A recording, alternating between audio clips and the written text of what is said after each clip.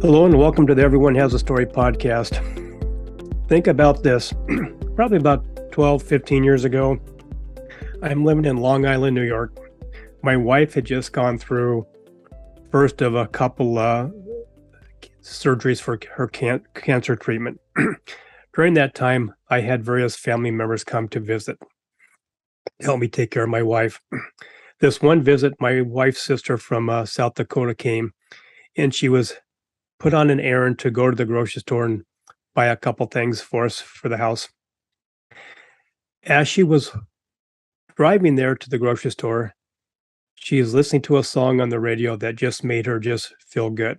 So she got out of the car in the parking lot here in Long Island, New York, and she's got a big smile on her face, just a friendly smile on her face, just because she had that tune still in her head. As she was walking across the parking lot, a gentleman that she came across asked her, "What are you smiling for? You can't be that happy." Not even knowing anything going on. And my wife's sister Denise looked at the guy and goes, "I just heard a beautiful song on the radio and it just made me smile." And he just walked away in a grumble. And today, this is 12, 15 years ago. Today, that's even more relevant because too many times, I know with the pandemic, you couldn't even see smiles. All you could see is the smile in people's eyes. But today, we don't have the mask on anymore. And unfortunately, you walk into places of business and everybody just looks miserable. I mean, they just do. They look unhappy. They don't want to, you can tell they don't want to be there. And I just don't quite understand what that is. So my question to everybody, what really is a smile? What does that smile mean? That's what we're going to talk about today, and I've got the perfect guest for that. My guest, Priyal Lokhandwala, who's been on my podcast before, she has what I consider one of the prettiest smiles ever. I mean, she never stops smiling. She just smiles at all times. I've been on Zoom calls with her, with other groups, and when I look around to see all the people, half the people look half asleep, and she's just sitting there smiling like it's the best part of her day. And I know spending time with Roger can be the best part of anybody's day, but I just enjoy having this smile around. And so talking to her about that smile after one of our meetups when we had other people in the room, I just said, it's amazing how you just naturally have a smile. So we agreed at that time that we were going to do this podcast because I think today we need to just think about smiling more, just for our own health. And we're going to talk about what that means as well. So anyway, Priyal, thank you very much for joining me again. It's great to have you on my podcast. It's great to have the smile looking at me the whole time. So thank you for being here. Thank you for inviting me, Roger. It's always a pleasure. And my smile just got wider. There you go. Well, thank you. So for everybody that doesn't remember, Priyal is an energy healer. And we've talked about that in previous podcasts, but she's also a life and executive coach. But really, I think this is where the smile comes in. She's a potential coach. She sees the potential in so much. And I know we're going to talk about that today in the podcast, but just think about waking up every morning and seeing potential. That's what I think we're missing a lot. And I think that's going to be one of the key elements to why Priyal always has a beautiful smile on her face. Priyal, do you have anything else to say to introduce you to the audience? Well, you aptly introduced me. So I am a potential coach. I'm a life and executive coach. I'm also an intuitive healer and a tarot reader, numerologist. But it's not because of all of this that I smile. I biohacked my way into happiness through smiles a long, long time ago. So, and I feel that if the purpose of life is to be happy, and the first step to it, and why not go for it? And I just love that because I know I have a lot of colleagues that sometimes I think they do wake up every day to be miserable about something, as opposed to waking up every day to really see the inner beauty, the outer beauty, and just the good in what's in life, because there's a lot of good stuff out there. So, Priyal, thank you again. So, for everybody to understand, I think we all can visualize what a smile is, but what is a smile? Well, for me, smile is the first personality test for a person. If you see someone for the first time, and if you see what is the first thing that you notice about them, you're not going to see what clothes are they wearing, right? That's not the first thing that you're going to see. Your eyes are going to look, and you're going to see whether the person is smiling or not. And the smile that the person gives a lot of information about them. Well, as humans, we're all judgment machines, but when you see a person smiling, even in a crowded place, it puts them apart, it sets them apart, and it says a lot about how confident they are, how open they are to communicating, and obviously its smiles are transparent, right? So when I'm smiling, you're smiling, and it just puts you in a happy, safe zone. I know that when we were talking about doing this podcast, you always referred to a smile as a universal language. Yes. What does that mean? Yes. So when, you can go to Russia, you can go to China, you can go to any place on the earth, even when you don't know a language. Smile is the universal language. When you see a person smiling, the person is more approachable. If you get lost in the streets and if you have to find your way, or if you do not have clarity and if you have to approach a family member about it, if you know that that member is grumpy, or if your boss is a grumpy person, and if you've not done something that that person is going to like, or if you've done something that the person is going to dislike, is it going to be easy to approach that person, or is it going to make you feel more stressed? So when you think about a smile, it's a universal language. It says so much about how peaceful, how happy, and they technically say that there are 19 different ways that you can smile. You can have a greedy smile, you can have a half smile, and you can have an envious smile, and but there's so many. But a smile says so much about how content and how good the person feels in the place they are, right? Or if it's a fake smile as well. So, and you can hear the smile as well. So it's not just it's a universal language of communicating, right? So if I'm smiling while I'm talking, you can hear the smile on the phone. It's not just something that you can see, right? So it's beautiful. It is, and that's the beauty of Zoom, because for the last 2 years, for the most of those 2 years, we had to wear masks, and Yes. so you never really got to see a smile. If you ever Mm. went out, you couldn't see a smile. You could see it in their eyes, but you really couldn't see the entire smile. And I think more than anything, I think that's what I really miss most. Obviously, there was death during the pandemic, but on a day in and day out basis, I just miss seeing people's smiles when they were out there. What does those smiles represent? Well, yes, I missed seeing people smiling in pandemic myself. I mean, every time you would want to ask somebody a question and they had the mask on, it became so difficult to judge whether to approach that person or take a step back, because you couldn't make out very clearly that is that person approachable, is that person okay if I go and ask that question to them. And when you don't see people smiling, and you can't read them completely through their eyes, obviously, but for me, smile means that it is a safe zone. I can, it's, this person is somebody who's friendly. It is safe to speak my mind in front of that person. I'm not going to be let down or made feel negative, or if I'm in a stressful situation, I'm going to feel more stress, right? Because if you're in a stressful situation and you have two options, either to go to a grumpy or straight faced person, or a happy or smiley person, who would you go to? Right? So you'd go to a person who's smiling, because you know Ab- that. Absolutely. Absolutely. I want to be around smiling people more than any grumpy old guy. Absolutely. So, so just listening to you and just, watching you here, you know, smiles bring energy. They just, they just make energy. They're like the solar system. They're like the dam creating electricity through the water, with the water flow. Smiles bring electricity, they bring excitement, they bring everything that's energized. Why is that? Um, yeah. Well, smiles release endorphins in your body. Every gesture that we have in our body, whether you're looking down or you're looking up, every gesture, means something, and it produces an equal chemical reaction in your brain, in your body. And smiles release endorphins. You are less stressed, right? So there's laughter therapy. I'm sure you've heard of laughter therapy, right?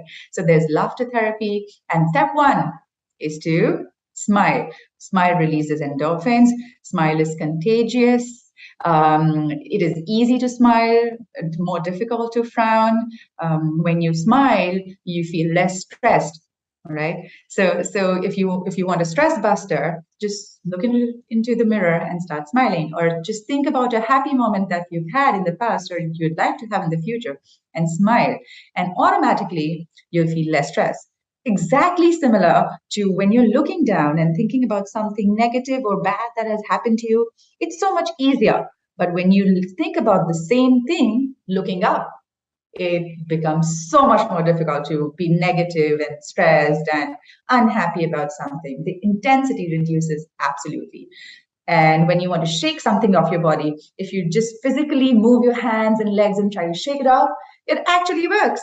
So, just like that, when you're smiling, you're saying to yourself, it's okay, I'm good, you're good, and we're safe. And and I just know that about myself in general. I I feel better. So I Yeah. know there's a lot of, you know, conversations out there about the health benefits to smiling. Yes. Why don't you share a couple of those with us? Well, smiling helps reduce pain. Smiling helps you feel younger and also look younger. So if you want to live longer and look younger, start smiling. It also I increases. know. I'm only 29 years old when I talk with you. And smiling also increases your endurance, right? So if you're smiling, it increases your endurance to do something. And if you feel like feeling negative or grumpy, you naturally have less endurance than when you're smiling. Now, it can also boost your immune system. Can you believe that? And it's great for your personal life, romantic life, for your social life, and it's contagious. And if you are a person who wants to live in a symbiotic ecosystem, wanting people to feel better, feel good, everybody around you to be happy, now is your time to start smiling. Okay. So my audience is the business community. So now Okay. we've really talked about the smiling in general and what the benefits are. Mm. Now, everything that you just said, which was well said, thank you. It really it really could be resonated into the world of business, Absolutely. because if the boss can smile, Mm. the managers smile, that means that the employees are going to smile, which probably means that the customer is probably going to have a better experience, not just with the product, but with the overall experience of buying that product or service, right? So now, if I can be healthier by smiling more, you would Mm. almost think that every insurance company out there would tell the business owners to have smiling programs on a daily basis, maybe an hourly basis, to help reduce sick time, you know, whatever the ill effects are from not smiling on a long-term basis. Mm. Now, is there merit to everything I'm just saying? Productivity, more staff involvement, more engagement?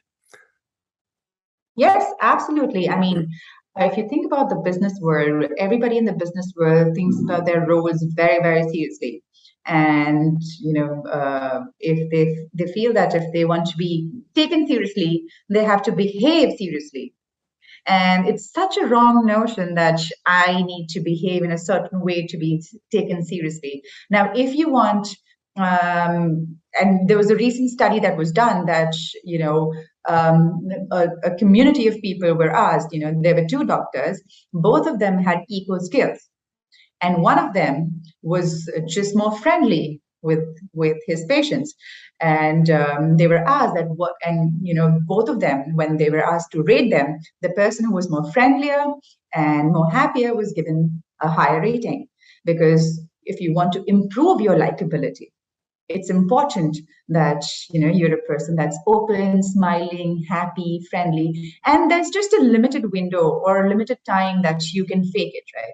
I mean, we humans are very good observers and judges, and we're always judging people, right? So we're judgment machines.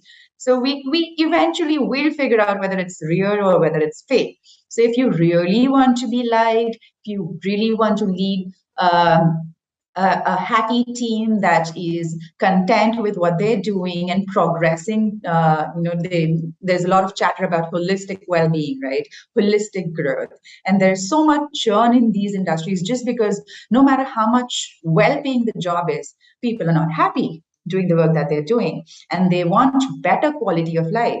Right? It's not like we've moved from the era that we're just working to feed for food, for housing, and for rent. And now people are, because there's so much opportunity available. There's this information era where all of the information is available, and people want more quality of life. And with the pandemic that has happened, everything has been hit. So now people realize that what is the point of doing something if I'm not happy or content or satisfied doing the same thing? If this can happen, anything can happen, and time is short, life is short, let me do something that makes me happier. So no matter how well the company is structured, or no matter how good you're paying and how good your growth chart is and your incentive structure is, but if the person is not going to feel welcomed, happy, and content coming to your workplace, then they're obviously going to leave and move to a better quality of workplace. So I know I've talked, down on some of the places of business that I've frequented and what I've seen with some other owners and managers and team leaders. So why do you think what you just said sounds so damn simple? I mean, and it sounds like we should all do that naturally, but obviously it does not come naturally. So why are businesses not looking to make that environment a better, happier place, more productive place? And we're not talking tomfoolery fun here. We're just talking simple smiling. Mm. Why is this not happening in the businesses today? Well, like I said, they take their roles way too seriously, and they want to be taken seriously. So now when we talk, our language is so restricted that when we say words, we try to enact them as well. Right? We're creatures of habit, and the words that we use, that I want to be taken seriously, I want people to know me, take me seriously, that I am doing something that is providing value. But in that seriousness, we forget that we are becoming serious machines of, and we're not smiling, and we want people to look at it in a certain way. And there's so much ego involved, and people, just to protect themselves, create these barriers that they do not understand are restricting people from approaching them.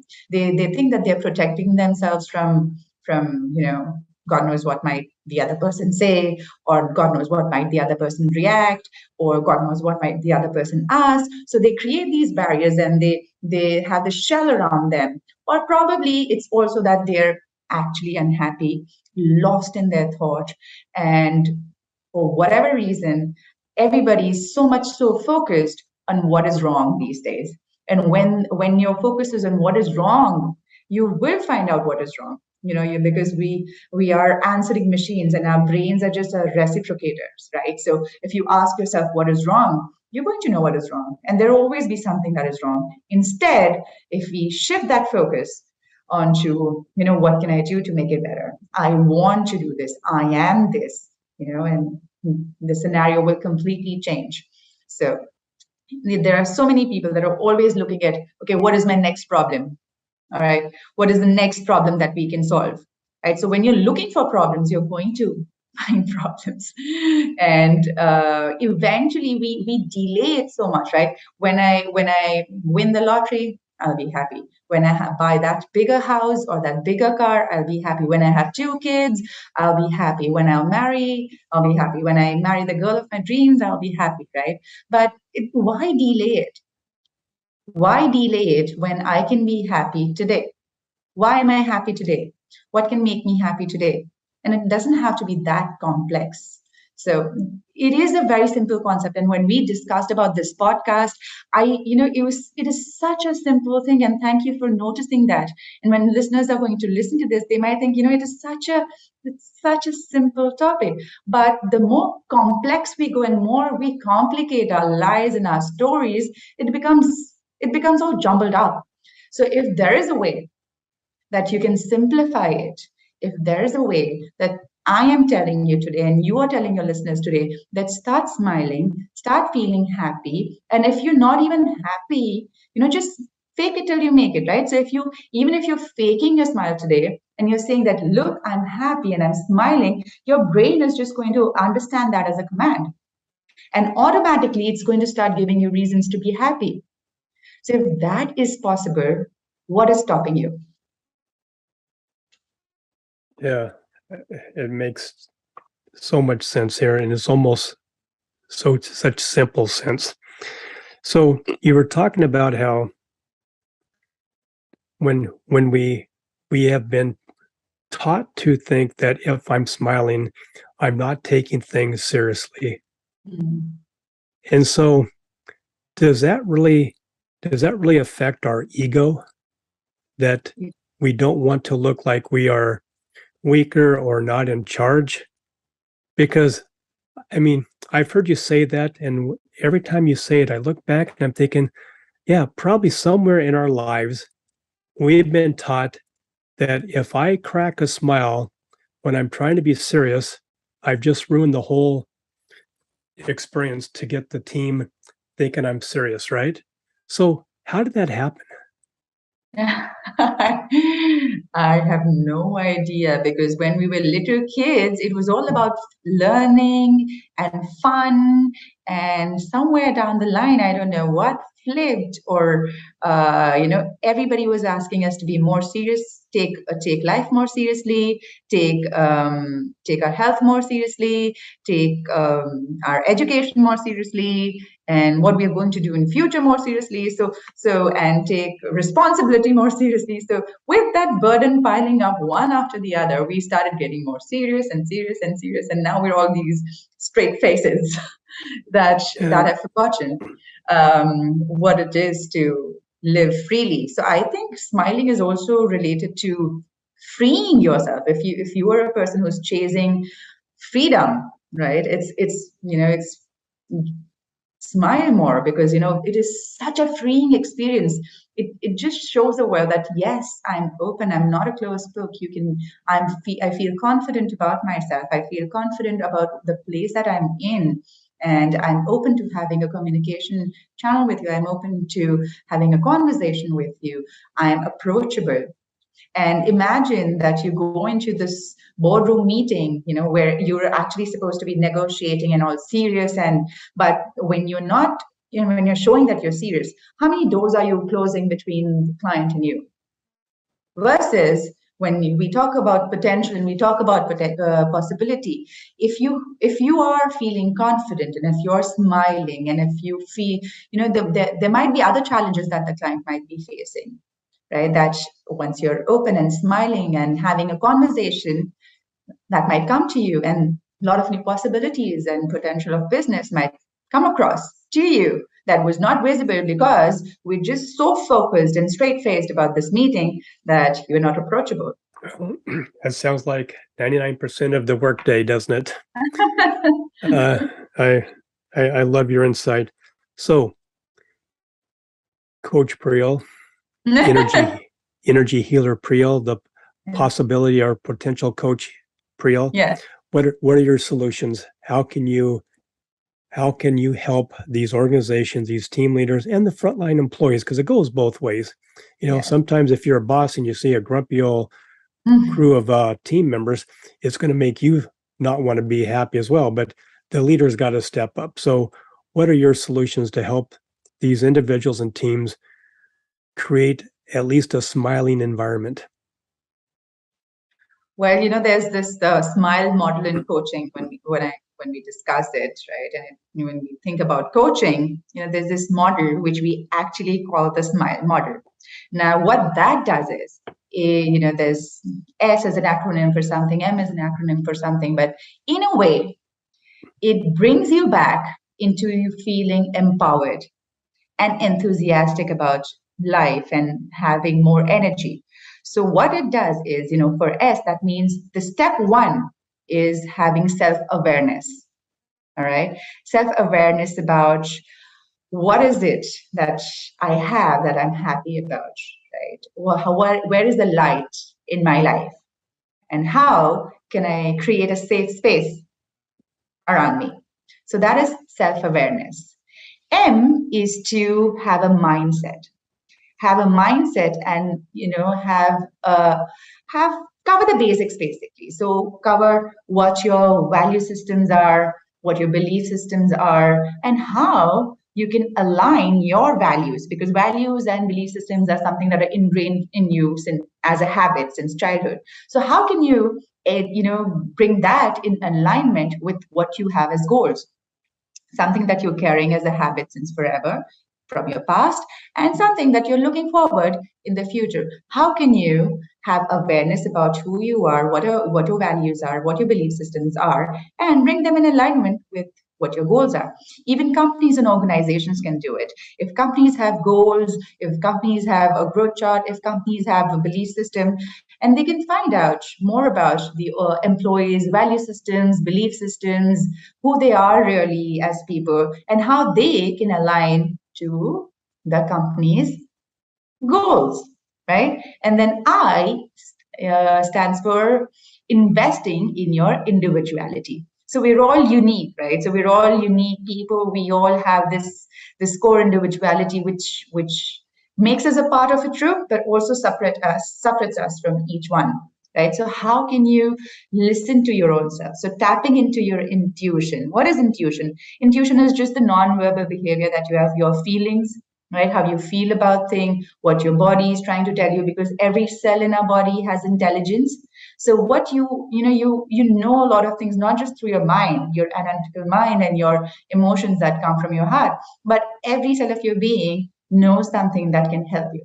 So if you tap into your own intuition, listen to what your intelligence as a whole is trying to tell you, you'll know so much about how you can go about living a happy life, how you can, because when you do not align things, there's a friction, right? So if I feel that to get power, for example, I will have to step on different people. But if my values and belief systems say that this is wrong, there's a friction. If my goal is to have a lot of money, but if my belief system says that all rich people are liars and cheats, then there's going to be friction, right? So you need to have an alignment between your beliefs and your goals, and see what is in misalignment and what you can do to fix it, and see where you are individually into it. Are you really aligned into it? Which means that, is it me who wants to do it, or is it just because I'm seeing my neighbor have this bigger car, or my boss doing so well because he's at the senior position? Do I really want to get his job, or is it just because I'm seeing these things around me and the things that he is doing that I want to do? L is to learn how to move yourself into action. All right. So once you are in awareness, there's a saying that it's fool's gold. If you have a lot of gold, right? If you give a lot of gold to fool, but the person doesn't know how to use it, it's no point. Right? So if you have a lot of knowledge, you've brought yourself into self-awareness, you are mindful about what you can do, about your belief system, of your core values, what your life goals are, and you're in tune with everything, but you take no action. What is the point? What is the point of Where is the validation that this works, that the system is foolproof? So you need to learn how to take baby steps and move into action. So as a coach, that is what we help people do and help companies do, help employees do, help individuals do. And finally, E is about once it's validated, right? Sometimes you take a lot of time to go through this process and you get lost in all of these processes. So once it's done, it's important to bring that enlightenment, right, into your life, that all right, I did this, because of this I achieved this. So if this is possible, what else can I do with it? Feel that empowerment that it brings, right? So you need to feel empowered that, all right, I've reframed myself to doing this. I've made myself open enough that I am able to achieve something through this. All right, I tried a new thing that helped me do this. I've gone back to my roots to bring out my core values and belief systems so that I can live today with a more happy and fulfilling purpose. And then you have this new enthusiasm about life and you live with more energy because you don't have friction. So that is the entire SMILE model. Well, I have to say, just having you tell us about the SMILE model, you can't help but smile with it. Because every one of those components that when you break it down like that, it talks about seeing the good, having the mindset to see the good, and to live with the good, as opposed to wake up every day thinking that good's not going to probably happen today, and have a reason to almost tell yourself a reason not to want to smile. Priyal, I can't thank you enough for being my guest. And, I have to tell everybody, my podcasts come in the form of audio and video. If you're only listening to the audio, I know you can hear her smile in her words and voice, but what you need to do is you need to check out the video portion of this podcast, because you need to just experience Priyal for the 35, 36 minutes, whatever it is, on really just seeing what a nice, genuine smile, authentic smile looks like. Priyal, leave us with some final words of inspiration to make us walk away from this podcast with a better smile and a bigger smile. Wow, that's a lot of. So I'm just going to smile and say that it's easy to smile. It's difficult to frown. And the biggest biohack that you can learn in today's world is smiling. So if you have a reason to smile, smile. Great advice. Very, very good advice. So if someone wants to reach out to you and learn more about your services and how to smile better, how can they reach you? Through you and through LinkedIn. I'm available on LinkedIn as Priyal Lokhandwala. You can search me, and I'm also there on Instagram. We will have a website very, very soon, and it's going to be called Gantant. Perfect. Well, thank you again. And I'm sure we'll be doing plenty more podcasts together. So thank you. Absolutely. It's always a pleasure. You bring out the best smile. There you go. I'm your catalyst. Lovely. Yes, you've been a catalyst with more than smiles, but thank you so much for this. You're very welcome. My podcast wouldn't be the same if it wasn't for my sponsors and my great supporters. So let me take this opportunity to thank each and every one of them. First of all, I want to thank Rebecca at Custom Bookkeeping and Accounting, delivering trustworthy bookkeeping services since 2003. Dave and Dara at Virtues Matter, making this world a much happier place to be with their Virtues card apps, coaching and workshops. Stephen at Buller Accounting, giving business owners depth and insight to their numbers. Eric and his team at Ivy Cat Web Design, the real superheroes of web development and design. Jennifer and Jean at the Seavers Real Estate Team, serving Pierce and Kitsap counties with their home buying and selling needs. Maury at the Maury Method, the world's only brainwave entrainment engineer, helping everyone have more clarity, less stress, and overall better brain health. Priya at Pivot My Profit, helping individuals and businesses have better control of their finances and more money at the end of their day.